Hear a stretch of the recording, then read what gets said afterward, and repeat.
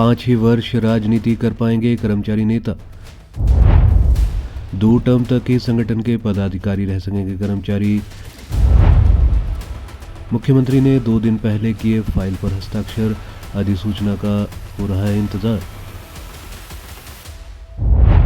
हिमाचल का सरकारी कर्मचारी अब 5 वर्ष तक ही किसी कर्मचारी संगठन का पदाधिकारी रह सकेगा या 2 बार ही संगठन में दायित्व संभालेगा। देखने में आता है कि सरकारी नौकरी में आने के बाद कई कर्मचारियों को राजनीति करने का काम रहता है। ऐसे कर्मचारी विभिन्न पदों पर रहते हुए सेवानिवृत्ति तक संगठन की राजनीति करने में व्यस्त रहते हैं। कई नेता राजपत्रित कर्मचारी महासंघ हो या विभागीय कर्मचारी संगठनों में सक्रिय रहते हैं।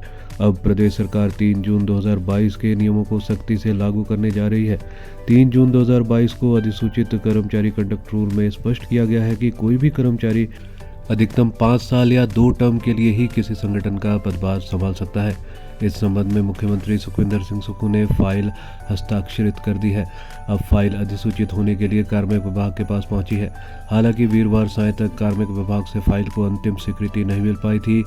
जैसे ही कार्मिक विभाग की ओर से कर्मचारियों के कंडक्ट रूल लागू होंगे, कोई भी सरकारी कर्मचारी सेवानिवृत्ति होने तक राजनीति नहीं कर पाएगा।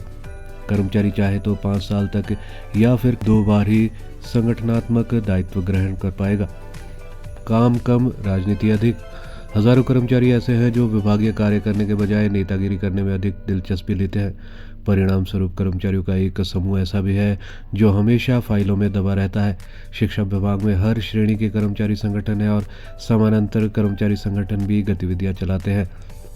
सरकार से मान्यता प्राप्त संगठन हो या फिर स्वयंभू कर्मचारी संगठन, प्रत्येक संगठन कर्मचारियों का हितैषी बताकर हमेशा अनावश्यक तौर पर गतिविधियां चलाते रहते हैं।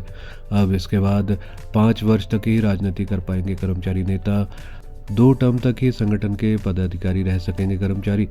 मुख्यमंत्री ने 2 दिन पहले ही फाइल पर किया हस्ताक्षर, अब जल्द हो जाएगी अधिसूचना।